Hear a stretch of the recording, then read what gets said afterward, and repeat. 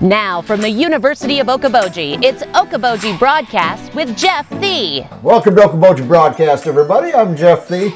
So glad to have in the manland here with me today is the State Representative, John Wills. And I was going to say of the, you are of the first Iowa Legislature District right now, John. Yep. But won't be long. And I wanted to talk about, first, and welcome, first of all. I'm babbling again, John. This is what I do. But redistricting, of course, with every census, every 10 years, things get shifted around, even down to the local level. Yeah. But it came about and it was delayed with COVID and blah, blah, blah this year. And then you guys got a first map to look at, and that was passed over, second one, and it seemed to be more to everybody's liking. Right. Yeah, actually, the system worked, which is really a great thing. It's a gold star system for the nation, I believe. And so the census data is supposed to be out like March 1st. We didn't get it till August 12th. And so that put a wrench in our whole plan, because by law, we have to have redistricting done by September 15th, or the Supreme Court takes it up. Now, this was a delay to by the Census Bureau to no fault of their own. It was a COVID delay, and the Supreme Court saw through that and said, all right, because of that, we're going to allow the legislature to do their job. But we're only going to give them till December 1st to do their job. And so for each map that they draw, it takes about 45 days to draw it, 7 days of comment. And so you could have some serious time just with every map that's drawn. Sure. Now, it took them 45 days to draw the first map. The Senate, it was a really good map for the Iowa House Republicans. Right. In fact, just to kind of tell you how good it was, Donald Trump won 63 out of 100 of those seats in the first map. Yeah. And so it was really good. Sure. And we're like, oh, this is awesome. We wanted to take that first one anyway because it wasn't bad, except for there was a few problems. You got Congressman Feenstra's seat was huge. It was like, and compactness is supposed to be a reason that they're supposed to follow. There was a couple of Senate seats that were weird. There was a figure 8 seat, 2 Senate seats in the middle, and then a figure 8 around. That's not compact, and so there were some flaws with it. The Senate chose to reject it, and then we got the second map. Now, they were able to draw the second map in 25 days, which theoretically we could have gone to the third seat. And the second map wasn't quite as good for the Iowa House Republicans. I don't know what the Senate, they figure their own stuff. Right. But Donald Trump won 59 seats of the 100 seats for the second map. Sure. But we can't pull that into how we figure or how we're going to vote. We have to base it on population, based on compactness, and a few other things that is very complex. But the second map technically met all the requirements, all the legal requirements. The fact that it didn't meet our political requirement was, that's off to the side. Yeah, that's not a consideration, and so we basically had to take the second map. I wouldn't have minded going to the third map if we could have, because of a flaw or because of. Now, there was a couple technical things that were able to be corrected through a technical amendment. They left the city of Algona out or something. Hey, so I grew up there. The whole city is just not included in the voting. But we could do a corrective amendment on the second map, and that's what happened. But otherwise, so we voted on it. I think it was one no vote in the Iowa House, one no vote in the Iowa Senate, and so very bipartisan. And we're going to go for it. And so since then, I've said, I'm not done doing what I'm doing, and I'd like to run for another term in this new district. And so my old district ran from Dickinson County all the way to the South Dakota border, Lyon, Osceola County, and most of Dickinson County. And now we're going to just go the exact opposite direction. And so it's all of Dickinson County, part of Clay, all of Palo Alto, and then the southwest corner of Kossuth. So head east, young man. Head east, young man. And so I'm at first I was like, I'm gonna miss so many great friends that I've made over the 7 years, people that I've met that I never knew before. It's gonna, I'm gonna miss those folks. And then I'm like, this is an opportunity. I'm going to meet new friends and new constituents and new people. And so this is going to be really fun. I'm going to look forward to it as a fun thing, and getting out and see people that I know I've never met before, and kind of getting their thoughts and ideas, and maybe we'll see what goes. Yeah, well, and every area's got kind of its. You'll see similar issues, but kind of like the Iowa Great Lakes is unique to itself with water quality and tourism and things that aren't necessarily, especially tourism, going to other areas they're not as concerned with. Right. And so, you became so accustomed to some of the needs and wants of people in Lyon and Osceola. Now, you might find out a whole different, maybe not set of issues, but an importance in different levels to other people. Yeah, you go from here, Dickinson County, that has tourism, to Osceola and Lyon that are heavily animal agriculture, and really just a microcosm of Lyon County has the most hog barns probably anywhere else in the state. Right.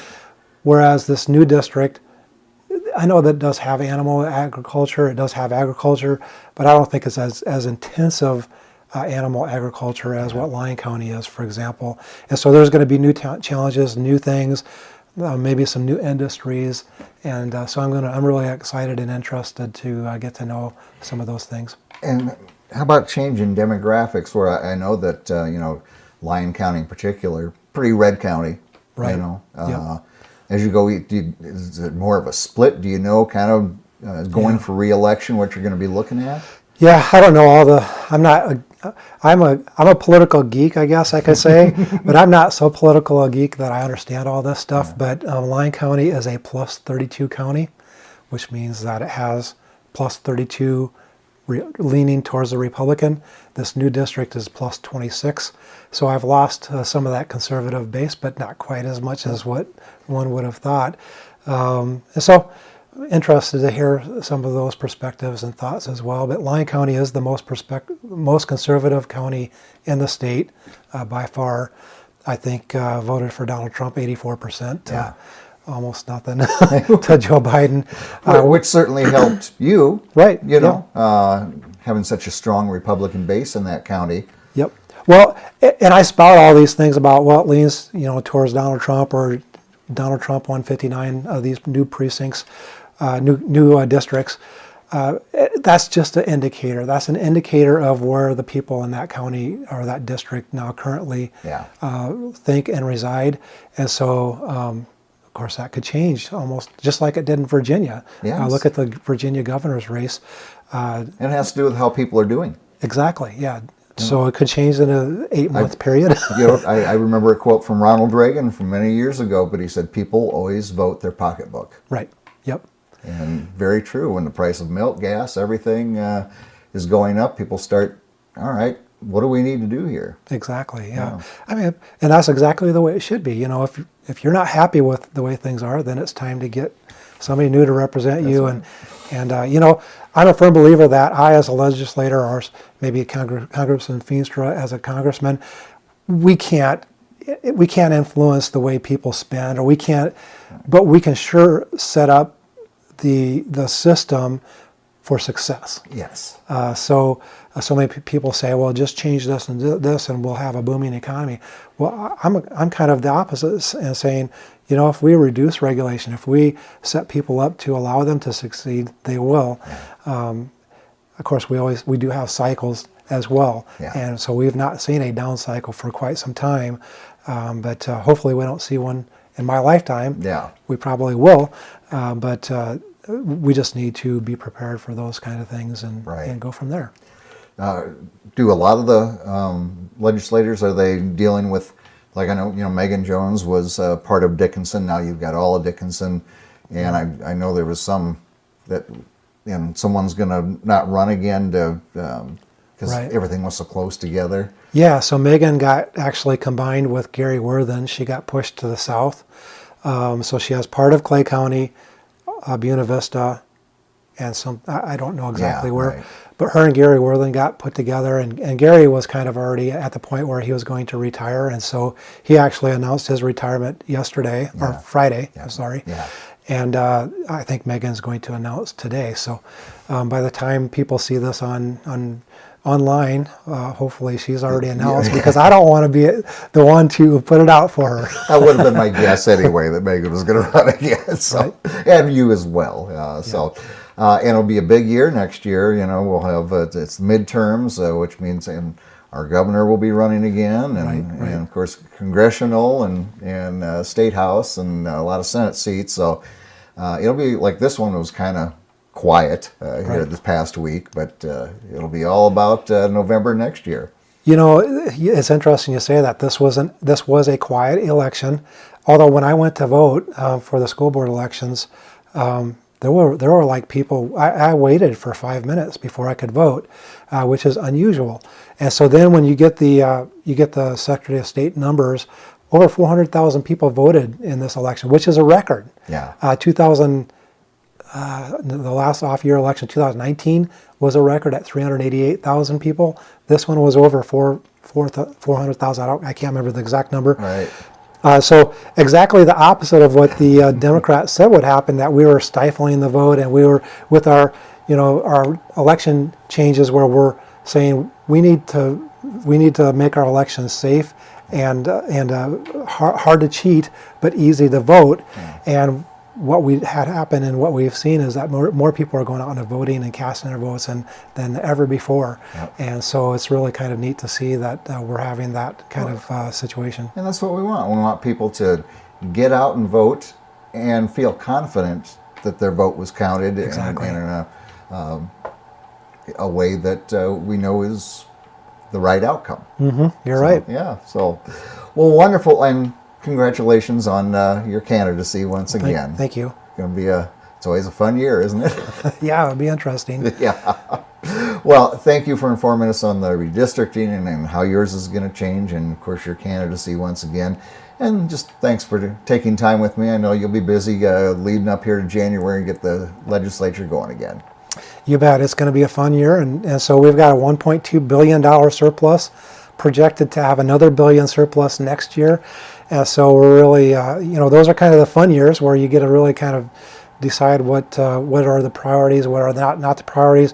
One of my personal priorities is that we need to look at some tax reform, because when we're collecting $1 billion of excess taxpayer dollars, right, we don't need to just go spend it. Yeah. We need to send that back to the taxpayer and make sure that they're being able to use their hard-earned dollars, because I don't want to match our spending to what we're over-collecting. Right. That's wrong. That's wrong use of taxpayer dollars. Like if you ran it like a business, if you had just an extremely good year, you wouldn't get out your checkbook. Let's spend it all. All right. You plan for the future. You might do that. You might take care of your employees, or you might lower your prices to entice more customers. Yep. Yeah. Exactly.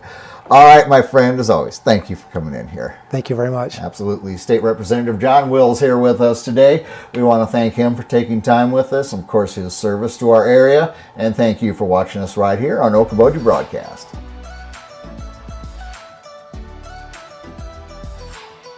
Okoboji Broadcast from the studios at historic Arnold's Park Amusement Park is brought to you in part by the headquarters of the University of Okoboji is at the Three Sons, open Monday through Saturday 10 to 5 and Sunday from 10 to 4. The Scott Troutman State Farm Agency in Spirit Lake. Quest Wealth Management, a financial advisory practice of Ameriprise Financial Services. Advisor Jan Spielman, AJ Spielman, and Erica Wachholz. Ducky's Marine and Motorsports Repair in Spirit Lake. Bank Midwest, dream big, plan wisely, live well. Lakes Regional Healthcare and Avera Partner. Ruthven Locker at the lake, where carnivores are welcome on Hill Avenue in Spirit Lake. Beck Engineering in Spirit Lake. Be Radiant Laser Skin Studio in the Okoboji Plaza in Okoboji.